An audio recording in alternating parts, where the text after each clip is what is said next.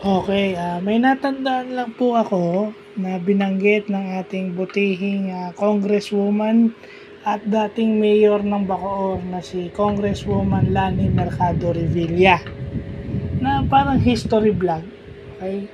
Tagal ko na rin hindi nagpi-Philippine history vlog, so ngayon ko lang naalala, so ni-research ko. So, after ng Declaration ng Independence noong June 12, 1898, ang naging headquarters o HQ ng Aguinaldo Republic o yung First Philippine Republic dito sa Bacoor from July to August 15, 1898. Yan, dito sa Bacoor yan. At yung tawag rito yung Bacoor Assembly noong August 1, 1898 sa Cuencas House.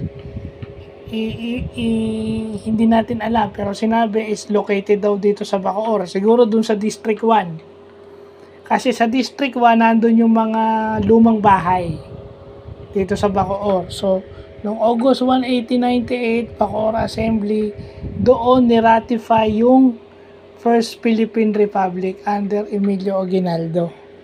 So yan, meron na naman tayong glimpse of Philippine history.